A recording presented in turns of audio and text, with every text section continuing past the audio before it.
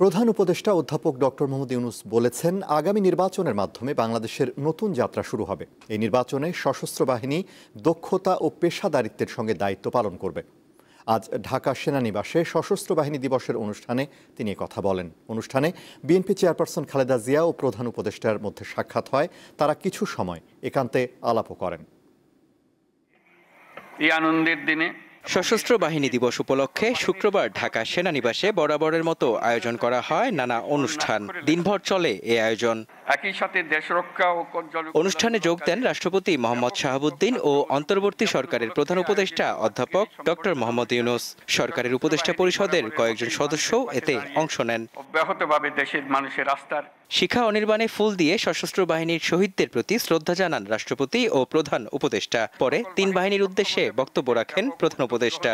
বাংলাদেশি শান্তিরক্ষীগণ যাতে বিশ্বের চ্যালেঞ্জিং এবং বিপজ্জনক অঞ্চলসমূহে সৃষ্ট পরিস্থিতি মোকাবেলা করতে পারে, সেজন্য তাদের সময়োপযোগী প্রশিক্ষণ দিয়ে প্রয়োজনীয় সরঞ্জাম সরবরাহের প্রচেষ্টা অব্যাহত রাখতে হবে। বিকেলে সেনাকুঞ্জে আয়োজন করা হয় বর্ণাঢ্য অনুষ্ঠান। এতে যোগ দেন প্রধান উপদেষ্টা। এই সময় তিনি অতিথিদের সঙ্গে শুভেচ্ছা বিনিময় করেন।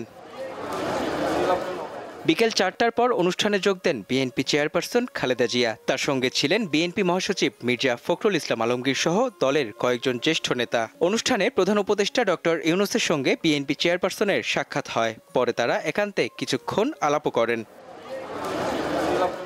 জামায়াত ও এনসিপি সহ বিভিন্ন দলের নেতারাও সশস্ত্র বাহিনী দিবসের অনুষ্ঠানে অংশ নেন এবং প্রধান উপদেষ্টার সঙ্গে শুভেচ্ছা বিনিময় করেন। সকল বাহিনীর পরে বক্তব্য রাখেন প্রধান উপদেষ্টা। তিনি মুক্তিযুদ্ধের সশস্ত্র বাহিনীর ভূমিকা এবং ভূরাজনৈতিক বিষয়ে কথা বলেন। পাকিস্তানি সৈন্যদের বিরুদ্ধে এই যৌথ অভিযানে 1971 সালের 16 ডিসেম্বর বাংলাদেশের স্বাধীনতা সংগ্রামের চূড়ান্ত বিজয় এনে দিয়েছিল। 71-এর মুক্তিযুদ্ধে আমাদের সশস্ত্র বাহিনীর অবদান বাংলাদেশের ইতিহাসে স্বর্ণাক্ষরে লেখা থাকবে। দেশের স্বাধীনতা সার্বভৌমত্ব রক্ষার পাশাপাশি দেশ গঠন ও জাতীয় দুর্যোগ মোকাবেলায় আপনারা সর্বদাই জনগণের পাশে থেকে কাজ করে যাচ্ছেন। প্রধান উপদেষ্টা বলেন, ত্রয়োদশ জাতীয় সংসদ নির্বাচন আয়োজনে সশস্ত্র বাহিনীর গুরুত্বপূর্ণ দায়িত্ব পালন করতে হবে।